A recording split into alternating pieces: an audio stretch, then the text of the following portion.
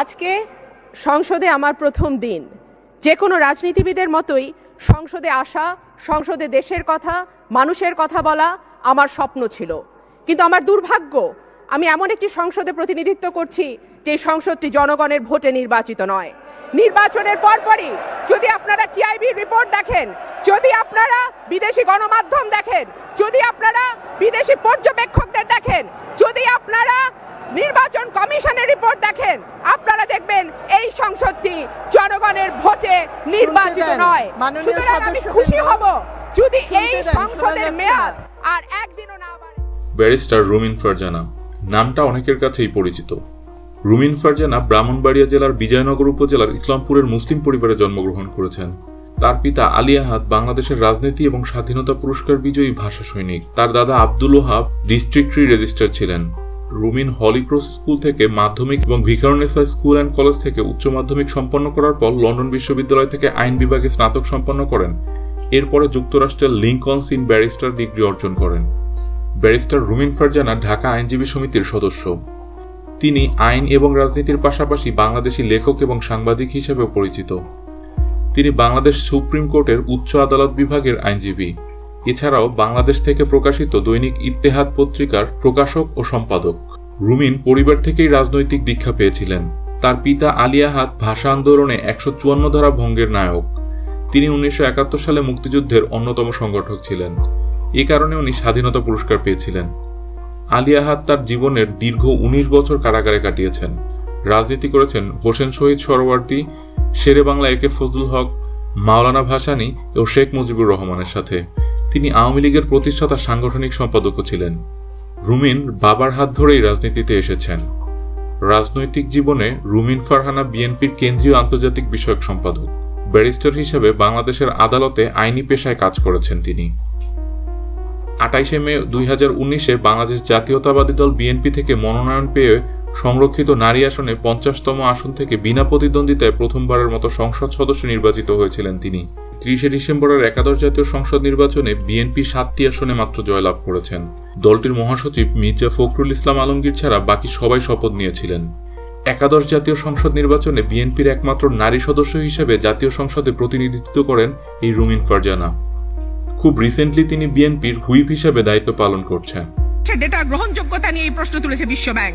২০২০-এ প্রকাশিত বিশ্বব্যাংকের statistical capacity স্কোরে ৬২.২ স্কোর নিয়ে দক্ষিণ এশিয়ার দেশগুলোর মধ্যে এক আফগানিস্তান ছাড়া আর সকল দেশের পেছনে রয়েছে বাংলাদেশ। রাষ্ট্রপতির পুরো ভাষণটি রাষ্ট্র পরিচালনার গতানুগতিক রুটিনের একটি ধারা বিবরণী মাত্র, যার জন্য তিনি সরকারের কৃতিত্ব দাবি করেছেন। চলতি বাজেটে সরকারের পরিচালন ব্যয় ৩.৫ লাখ কোটি টাকার বেশি। মাননীয় স্পিকার, প্রশ্ন হচ্ছে, এই বিপুল ব্যয় দেশের জনগণ একটা সরকার পুষছে কি স্রেফ বসে থাকার জন্য? চলছে পৌর নির্বাচন। জাতীয় নির্বাচনের পর স্থানীয় সরকার নির্বাচনকেও নৌকা মানেই জেতা ধরনের নির্বাচনে পরিণত করা হয়েছে। এই নির্বাচন অনুষ্ঠিত হবার সময় সবচেয়ে বেশি আলোচিত উক্তিগুলো হলো, আওয়ামী লীগ ভোটের অধিকার প্রতিষ্ঠা করতে পারে নাই, এই প্রশাসন মনে করে সরকার তারা বানিয়েছে, সুতরাং তারা যা ইচ্ছা তাই করতে পারে। নির্বাচনে প্রশাসনের কাছে ফল চাওয়া হয়েছিল, প্রশাসন গাছবাকল সুদ্ধা তুলে নিয়ে এসছে। সুষ্ঠু নির্বাচন হলে আওয়ামী লীগের এমপিরা পালানোরও পথ খুঁজে পেত না। এটা কি আর বলবার দরকার আছে? কথাগুলো কার, মাননীয় স্পিকার? বাংলাদেশের নির্বাচন ব্যবস্থা ধ্বংস হওয়া নিয়ে বিএনপি ছাড়াও অন্য সব বিরোধী দল, মহাজোটের শরিক দল, টিআইবি, সুজন, বিভিন্ন গণতান্ত্রিক দল, বিদেশি পর্যবেক্ষক, বিদেশি গণমাধ্যমের নিন্দা জানানোর পর সম্প্রতি সরকার আর নির্বাচন কমিশনের সাফল্যের মুকুটে আরেকটা পালক যুক্ত হয়েছে। যুক্তরাষ্ট্রের হার্ভার্ড বিশ্ববিদ্যালয়ের দি ইলেকট্রাল ইন্টিগ্রিটি প্রজেক্ট ২০১৯ তাদের রিপোর্ট প্রকাশ করেছে। সেখানে নির্বাচনের মানের বিবেচনায় বাংলাদেশের স্কোর ৩৮, যা দক্ষিণ এশিয়ার সর্বনিম্ন। সারা পৃথিবীতে বাংলাদেশের চাইতে খারাপ নির্বাচন হয় মাত্র ২১টি দেশে। মাননীয় স্পিকার, বলে রাখি, ফ্রিডম হাউসের সর্বশেষ রিপোর্টে ইলেকট্রাল ডেমোক্রেসির তালিকায় বাংলাদেশ আর নাই, যার অর্থ হচ্ছে নির্বাচনের মাধ্যমে প্রতিষ্ঠিত গণতান্ত্রিক ব্যবস্থার লেশ মাত্র বাংলাদেশে আর অবশিষ্ট নাই।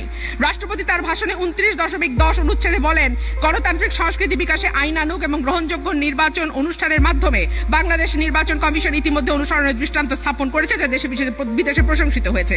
অথচ কিছুদিন আগেই আওয়ামী লীগের প্রতি সহানুভূতি সম্পন্ন অনেকে সহ ৪২ জন বিশিষ্ট নাগরিক বর্তমান নির্বাচন কমিশনের চরম ব্যর্থতা সহ আর্থিক দুর্নীতি উল্লেখ করে তাদের অভিশংসন চেয়েছেন। ইকোনমিস্ট ইন্টেলিজেন্স ইউনিটের মতে বাংলাদেশ এখন হাইব্রিড রেজিম, ফ্রিডম হাউসের মতে আংশিক মুক্ত, কিন্তু সার্বিক বিবেচনায় বাংলাদেশ আসলে একটি স্বৈরতান্ত্রিক দেশ, যা ২০১৮ সালে জার্মান গবেষণা সংস্থা বেরলসম্যান স্টিফটুং পরিষ্কার ভাষায় ব্যক্ত করেছে। ২০২০ সালে প্রকাশিত এই সংস্থার দেশভিত্তিক বেরলসম্যান ট্রান্সফরমেশন ইন্ডেক্সে 2006 সাল থেকে 2020-এর মধ্যে বাংলাদেশের বিভিন্ন সূচকের তুলনা করলে দেখা যায় নির্বাচন, গণতন্ত্র, মানবাধিকার সম্পর্কিত 20টি সূচকেই বাংলাদেশের অবস্থান ক্রমাগত নিম্নমুখী। বাংলাদেশের স্বৈরতান্ত্রিকতার স্বীকৃতি এখন আসছে নানা দিক থেকে। গত বছর 10 ডিসেম্বর আন্তর্জাতিক মানবাধিকার দিবস উপলক্ষে দেয়া এক যৌথ বিবৃতিতে হিউম্যান রাইটস ওয়াচ সহ 7টি মানবাধিকার সংগঠনের পক্ষ থেকে কর্তৃত্ববাদী শাসনের বিরুদ্ধে অবস্থান নেওয়ার জন্য আন্তর্জাতিক সম্প্রদায়ের প্রতি আহ্বান জানানো হয়। ডিজিটাল সিকিউরিটি অ্যাক্ট এবং 74-এর বিশেষ ক্ষমতা আইন উল্লেখ করে বলা হয় এই করোনাকালে সরকার তার কর্তৃত্ববাদী শাসন আরো বেশি পোক্ত করেছে।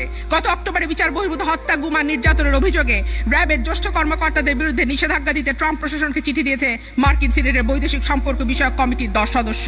জাতিসংঘ মানবাধিকার পরিষদের 42তম নিয়মিত অধিবেশনে বাংলাদেশের সার্বিক মানবাধিকার পরিস্থিতি তুলে ধরতে গিয়ে বলা হয় এদেশে গত 10 বছরে গুম হয়েছে 536 জন, বিচার বহির্ভূত হত্যা হয়েছে 2188টি, হেফাজতে নির্যাতনে মারা গেছে 128 জন, আর খেয়াল খুশিমতো গ্রেফতারের শিকার হয়েছে কয়েক হাজার মানুষ। আইন ও সালিশ কেন্দ্র এবং অধিকারের রিপোর্ট দেখলে বোঝা যায় এই সংখ্যা আরো কয়েক গুণ বেশি। মাননীয় স্পিকার, ইউরোপিয়ান ইউনিয়নের বাংলাদেশকে দেওয়া বাণিজ্য সুবিধা 2023 সাল পর্যন্ত বহাল থাকবে কিনা সেই প্রশ্নে শ্রমিক অধিকারের সঙ্গে যুক্ত করা হবে মানবিক সুরক্ষাকেও।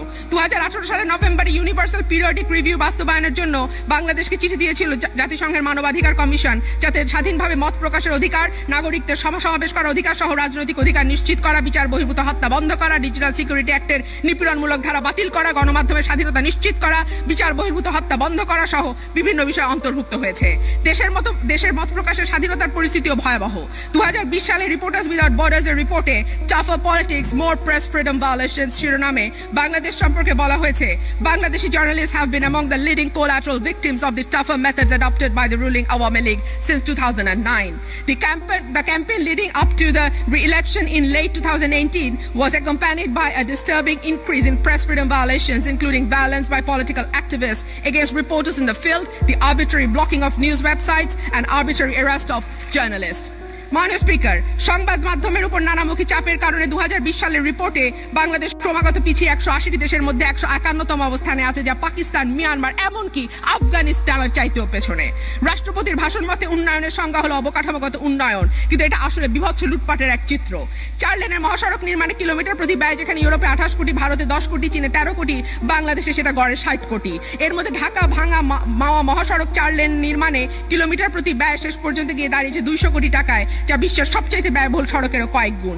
একই অবস্থা ফ্লাইওভার, এলিভেটেড এক্সপ্রেসওয়ে, এমনকি রেলপথ নির্মাণেও। 2017 সালের জুন মাসে বাংলাদেশে বিশ্ব ব্যাংকের প্রধান অর্থনীতিবিদ ডক্টর জাহিদ হোসেন বাংলাদেশের সাথে এই অঞ্চল এবং উন্নত বিশ্বের অবকাঠামো নির্মাণের ব্যয়কে তুলনা করে প্রমাণ করেছিলেন বাংলাদেশের এই ব্যয় বিশ্বেই সর্বোচ্চ। মজা হলো সর্বোচ্চ ব্যয় নির্মিত হয় সর্বনিম্ন অবকাঠামো।